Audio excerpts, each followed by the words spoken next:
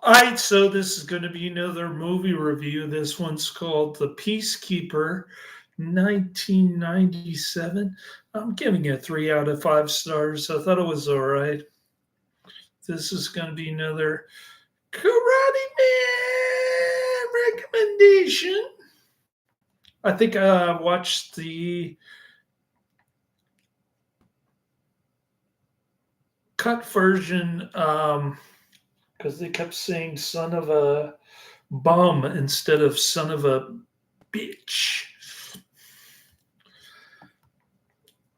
And there was nothing rated R in this one, no nudity whatsoever. It's kind of a Cold War, Die Hard, stupid Dolph Lundgren movie from this period. He did a lot of these. And I don't know, it looks pretty ridiculous. I don't know why Karate Man is into this kind of stuff. I guess Dolph Lundgren, 1990s. It meets his criteria. This is definitely not one of the better Dolph Lundgren movies, in my opinion. There are plenty of great Lundgren movies, but there are plenty of mediocre too. I'm discovering as I go through my list of Karate Man recommendations here. For the Peacekeeper, it's a 1997 action film directed by Frederick Forrester and starring Dolph Lundgren, Michael Sarrazin, Montel Williams, and Roy Scheider. The film follows U.S. Air Force Major Frank Cross, who's the only man who can prevent the president from being assassinated. He must also prevent an impending nuclear holocaust. The threat is from a terrorist group which has stolen the president's personal communications computer, has the capability of launching the U.S. arsenal, which consists of 3 intercontinental ballistic missiles, I guess. The film was shot on location in the city of Montreal, Quebec.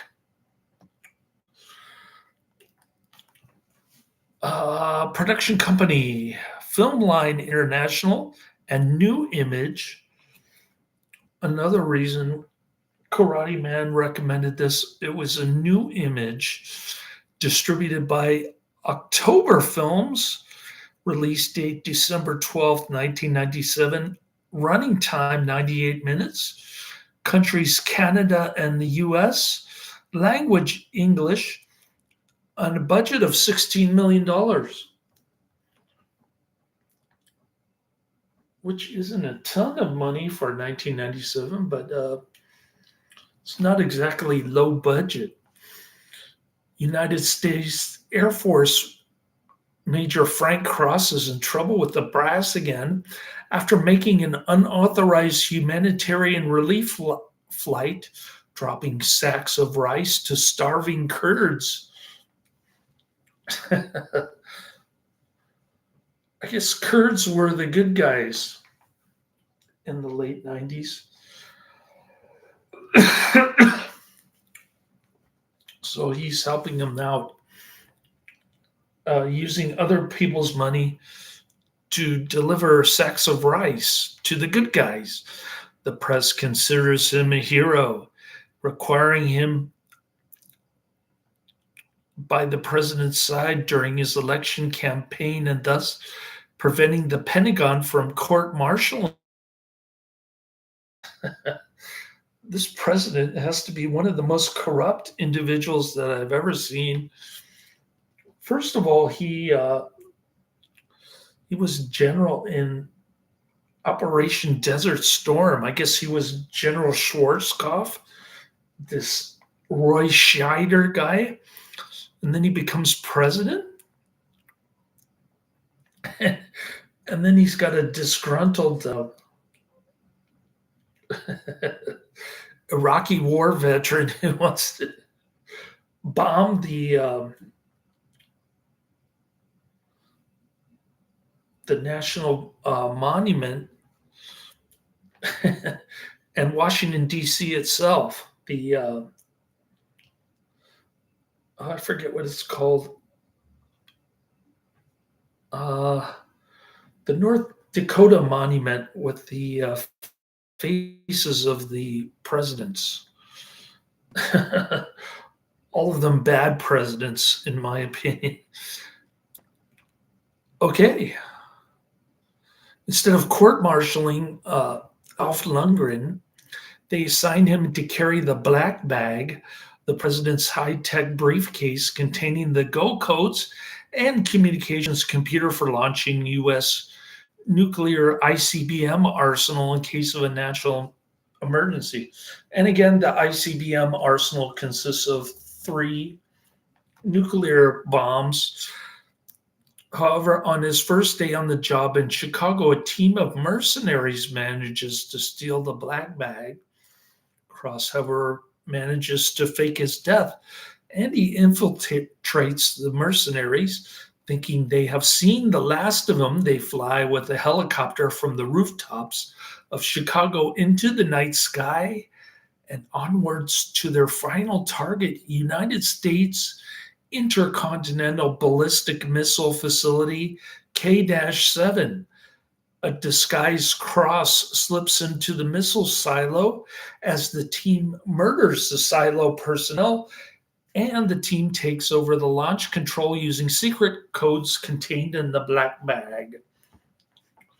They are led by ex-Marine Colonel Douglas Murphy, whose unit was sent to kill Saddam Hussein during an undercover operation in Iraq before Operation Desert Storm, and it was then exterminated by the president, who was the army chief at the time, for political reasons.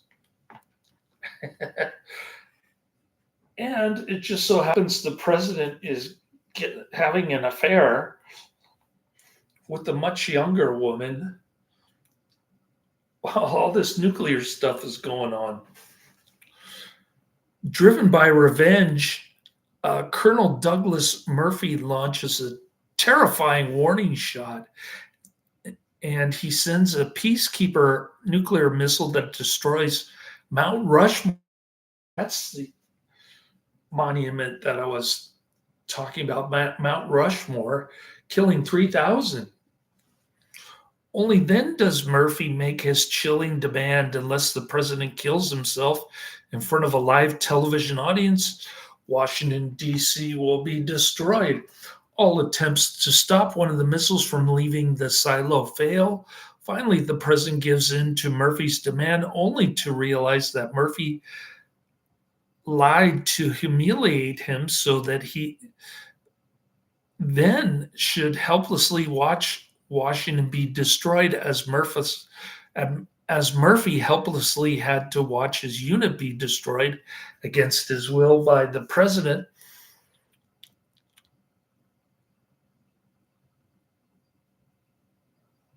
All right, and that's the end of the movie, I guess.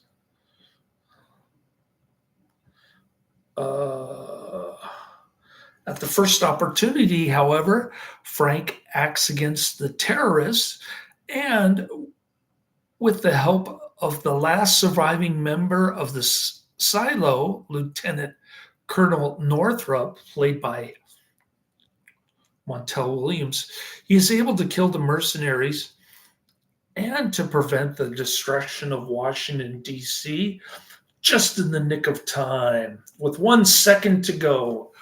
All movies, Sandra Brennan awarded the film 2 out of 5 stars. She referred to it as a well-wrought Canadian direct-to-video actioneer, and she made comparisons with the Die Hard franchise. Yes, this is a Die Hard ripoff, ladies and gentlemen. Don't let yourself be fooled. Critic Douglas Pratt gave the film a positive review in his 2004 book, Doug Pratt's DVDs, Movies, Television, Music, Art, Adult, and More. He writes the 1997 film's first half is outright excellent. Dolph Lundgren is the guy who carries the briefcase for the president that has all the nuclear war codes in it. Williams come in like gangbusters. The Peacekeeper was referenced in the 2002 book, Four Scores and Seven Reels Ago, the U.S. Presidency Through Hollywood Films, with author Dale Sherman, comparing its portrayal of the U.S. president to that of Air Force One, also in 1997.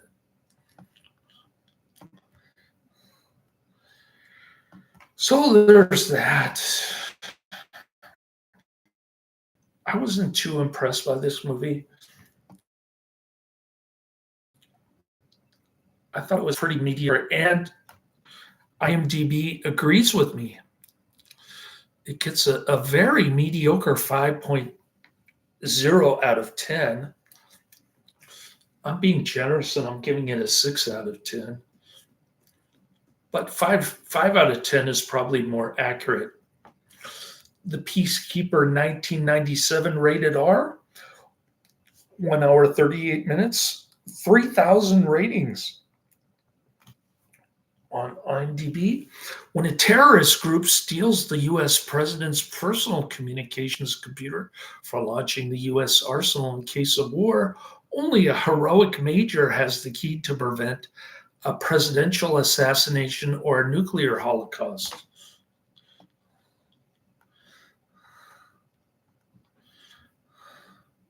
Here's a more flattering review from Monkeys Galore, dated April 10th, 2020. Monkeys Galore gives this an 8 out of 10 on IMDb, and the IMDb review title is An Underrated Dolph Flick.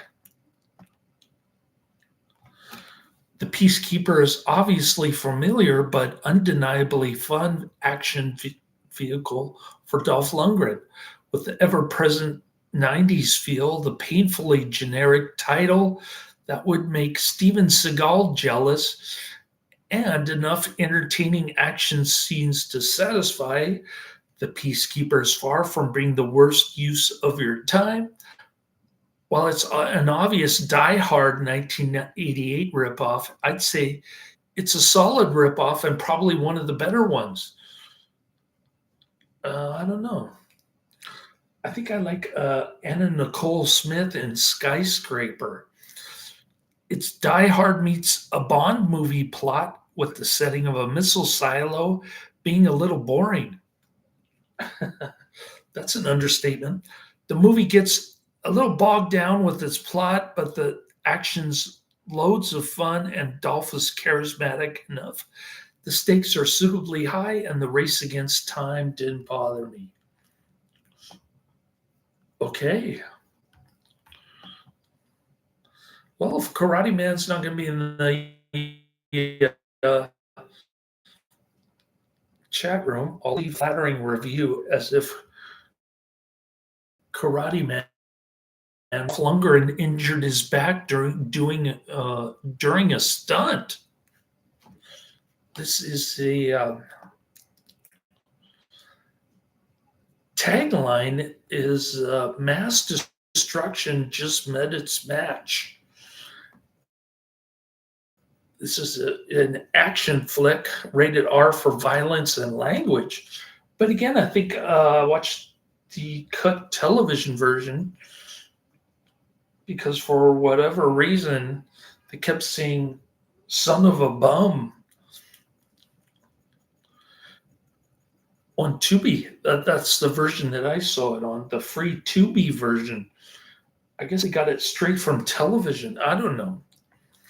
Right before the major drives through the wall on the roof, you can see it as a standard brick wall, but in the next scene, you can see it is now just bricks stacked up on either wood or wood that is colored to look like concrete. In fact, there is nothing on the sides of the bricks like there would be if it was real concrete, and there is only things on the top and bottom of the bricks.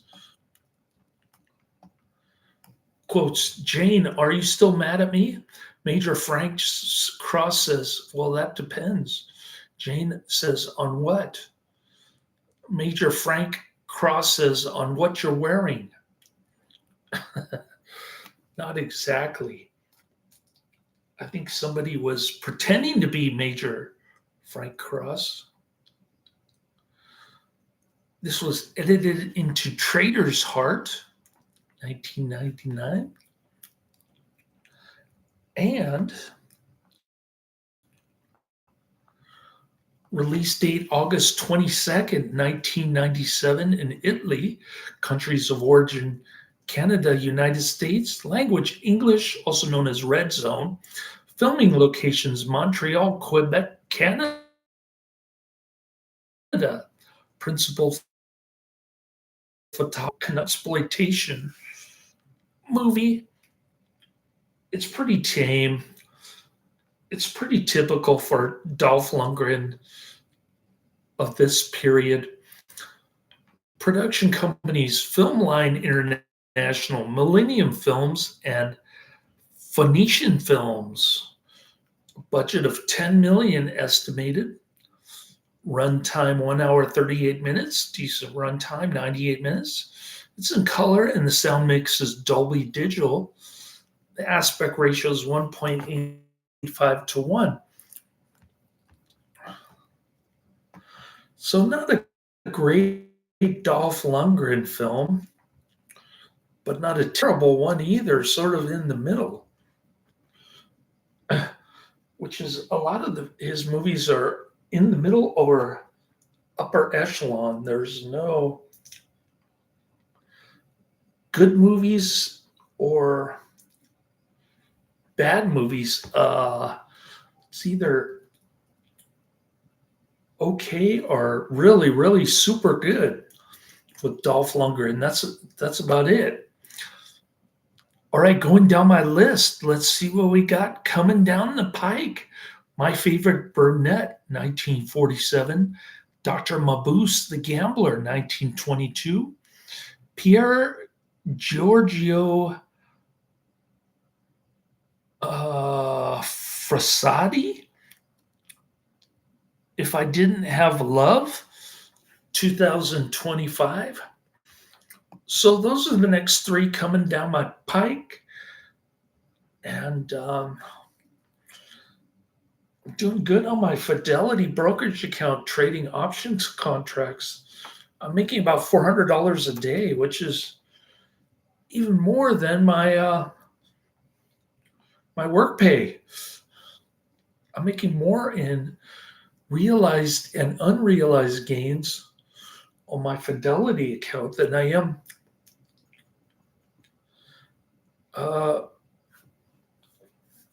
doing my desk job in downtown San Francisco. It's amazing. And I hope to keep getting better with my trading skills.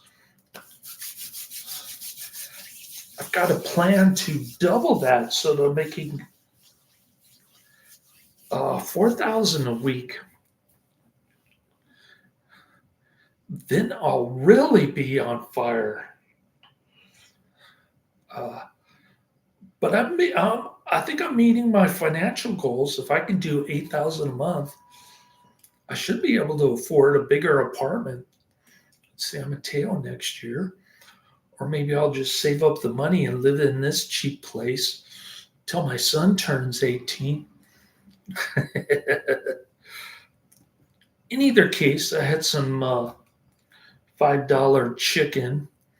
There's all kinds of problems with the washing machine on the first floor. Keeps eating my quarters and then it won't take anymore. And the other washing machine had a broken door. I guess that got fixed. So at least there's one washing machine that I can use. I'm thinking of waking up at 4 and doing laundry just to get it out of the way. I wanted to do it yesterday, but I had to use a musty old shirt to bring to work today. So there you have it. There's my Friday review of the Peacekeeper. Another Karate Man recommendation under my belt. And we'll get to my favorite brunette tomorrow. Hopefully I can get my laundry done, and I got that one doctor's appointment at 8:30 in Sunset District, my old stomping grounds, with Dr. Wei Lam Chan. I think that's her name.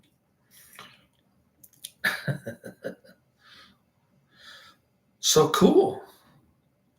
Well, definitely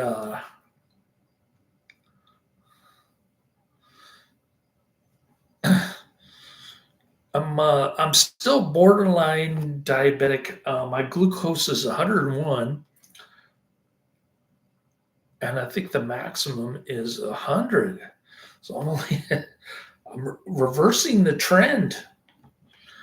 I'm getting back to normal. I know for sure I've lost weight because I fit in my old pants, which was almost impossible about a month ago. So I've lost a considerable amount of weight in the past month.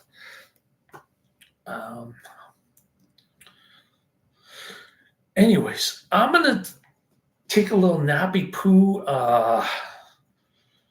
check on my Fidelity account, maybe get some laundry out of the way early in the morning before everybody wakes up.